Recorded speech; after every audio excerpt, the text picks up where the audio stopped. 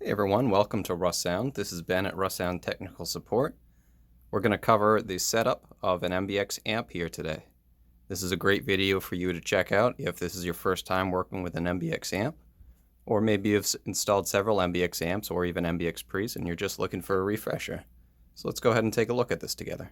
We're going to run through the setup, the initial setup, and getting the device connected to your network.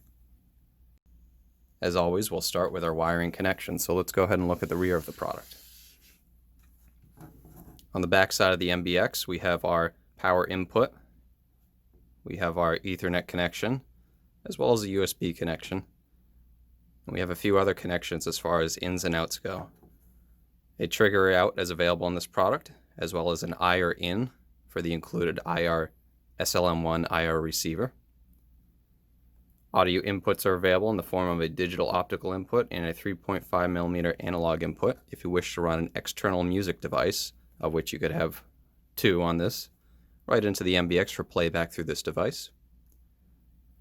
We also feature audio outputs in the form of a digital optical out and an analog 3.5mm out. And then of course, the meat and potatoes are speaker connectors and even a powered sub output. So you can set this product up for a 2.1 audio setup right out of the box. Our major connections, of course, are going to be, number one, our power cable. Number two, Ethernet connection. Although it's worth mentioning that the MBX-AMP will function on a wireless network if desired, and we're going to cover exactly how you'll set this product up on a Wi-Fi network if you need. And of course, last but not least, our speaker connections. We would directly attach speakers to the rear here. You can opt to use banana plugs that will directly connect to the back of this product, or unscrew these terminals. And this will allow you to insert speaker wire in through each of the holes, to which you can then clamp these down nice and tight so they won't go anywhere. That's it as far as the connections go. Once you have this product on your network, you'll need to grab its IP address and fire up a web browser. A tablet, a phone, or a laptop is going to be used for this. If you need to know how to grab the IP address of this product, be sure to check out our previous video covering how to find a Russound product's IP address. If you are exclusively using this on a hardwired connection, then you'll want to skip forward later into the video to proceed with the rest of the initial setup and programming. If you're interested in finding out how you can get this product connected to a wireless network, check out the next three following options I have available for you. The first option to get the MBX connected to a Wi-Fi network of choice is keep the MBX physically hardwired on the network initially, just long enough so you can get an IP address for the product and log into it on your tablet, phone, or laptop. Once you've logged into the device on a browser, you can name the device accordingly and go to the next page.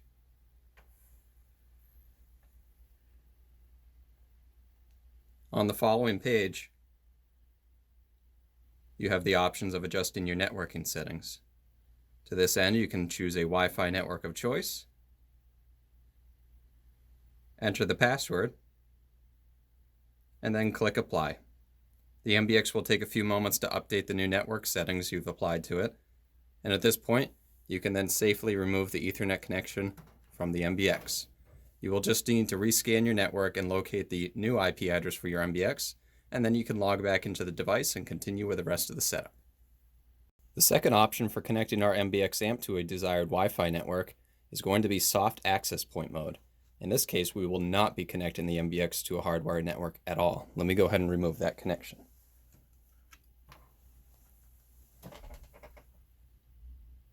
You'll notice that when there's no network connection on the MBX, the power LED will be flashing amber. This lets us know the MBX is powered on, but it's reporting it's not connected to a network at all. In this case, we will now, on our phone, tablet, or laptop, go to our wireless settings. Refresh your local Wi-Fi connections, and you'll see the MBX-AMP appear as a wireless connection you can connect to. The name will display based on the host name of the MBX. In this case, mine is MBX-AMP Alpha Foxtrot Charlie 5. If I look at the underside of the MBX itself here, I'll see that same host name. We'll then elect to connect to this Wi-Fi network.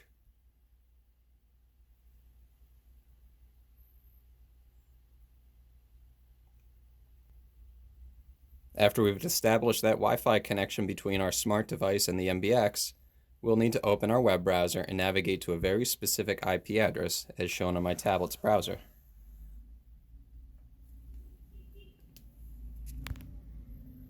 The address is 192.168.255.249. With this entered into my browser, I'll hit go. This will then bring us to our first time setup page, where just as before, we can name the device and go to the next page within first time setup. We'll be greeted with our network and settings for the MBX-AMP, and I can then select a Wi-Fi network of choice I wish to add this product to, enter the wireless password, and after I've typed that in and verified it is correct, I can tap apply. The MBX will now reconnect to the desired Wi-Fi network that I provided it info for. I will also need to make sure that I take my tablet, phone, or laptop and reconnect it to the associated Wi-Fi network so I can rescan, grab a fresh IP address, and log back into the MBX and proceed with the initial setup. The third and final method we can use to get the MBX-AMP set up on the Wi-Fi network we wish is using Google Home and setting it up as a Chromecast device. In this case, I will also not have the MBX physically wired to a network at all, and you'll see the power LED is flashing amber to indicate that the device is powered on but not currently connected to a network. To this end, we will need to use the Google Home app, which is a free app available on Android or iOS. I already have this pre-installed to my Android tablet, so we're going to go ahead and use this. Google Home app has been launched on my tablet, and I will need to choose the options to set up a new Google device. You may be instructed to sign into a Gmail account, or possibly also create a home for your Google product you are adding. Google Home will then take it upon itself to look for local devices it can connect with. As you can see, I've found 2 Google devices in my area, a Google Wi-Fi network, and our Russound MBX, of course, with the same reporting host name that I can see on the underside of the MBX on the sticker. We're going to go ahead and select the MBX-AMP and confirm that we want to set this device up.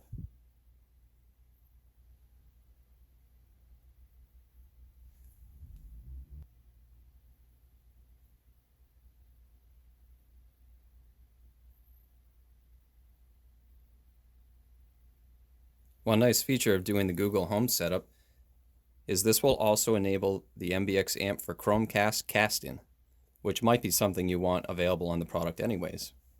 You'll essentially be killing 2 birds with 1 stone by doing the Google Home setup. You'll activate the MBX's Chromecast functions, and you'll also get it on your desired Wi-Fi network in one fell swoop. The product will ask you if you heard a noise when you're setting this up. If you have your speakers attached, you will definitely hear something. In this case, I don't have any speakers wired in at the moment. Google will ask you what room the device is going into, so you can pick a predefined room name from this list, or assign a custom room name as desired. We're going to choose hallway and proceed with next. It'll then ask us what Wi-Fi network we want to connect the device to. I'm going to select the Wi-Fi network that I have my tablet on that I wish to set the MBX up on as well. Make sure that you are adding the MBX to the desired Wi-Fi network. Google will provide all the wireless password details to your MBX for you, so you don't have to enter the password in yourself. This is also a very nice feature.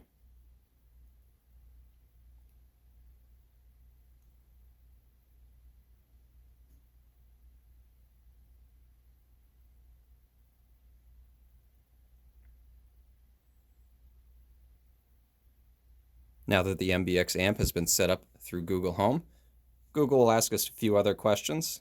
At this point, we can choose to skip some of them or set them up as desired. This would all be in relation to Google capabilities on the MBX and may or may not be necessary in your case, depending on how you and your customer anticipate on using the device.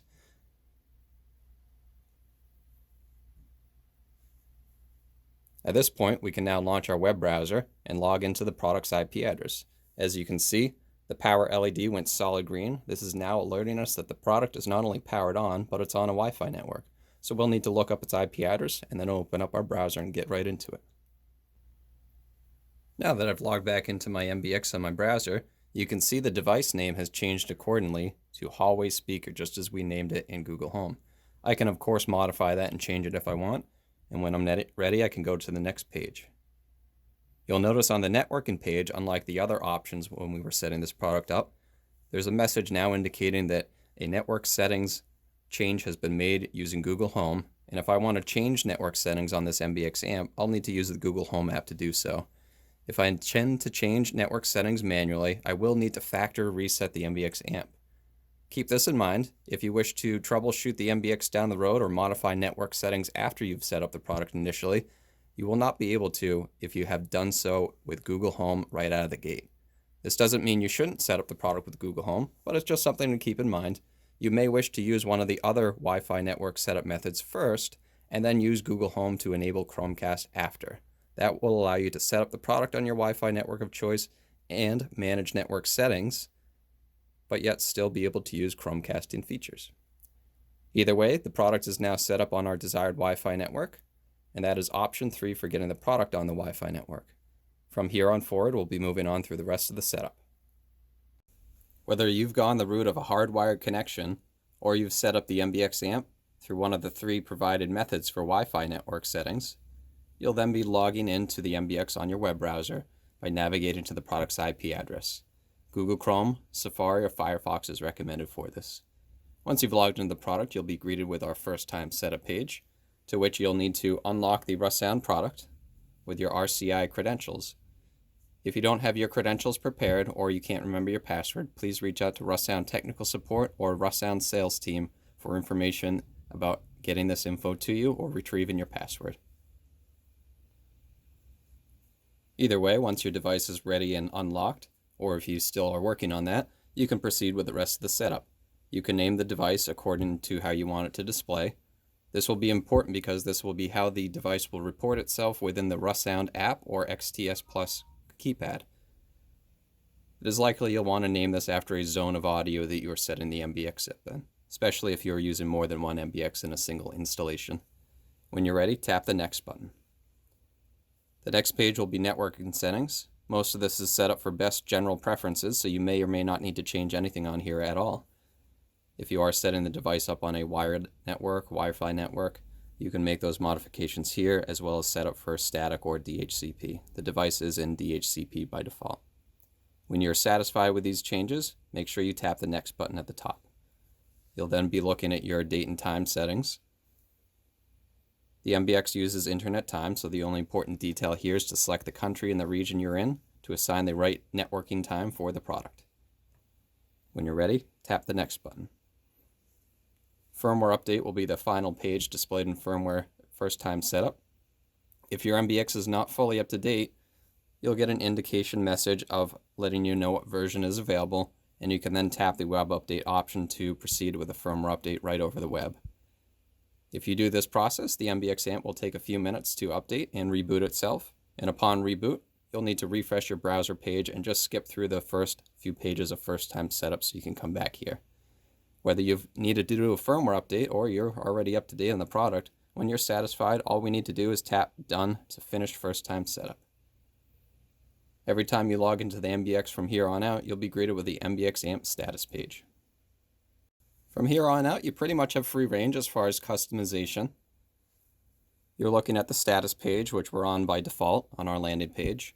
You can also select from admin-based options such as modifying network settings, updating firmware, reviewing information about Chromecast, modifying what streaming services are visible on the device, integration support, and factory reset the product.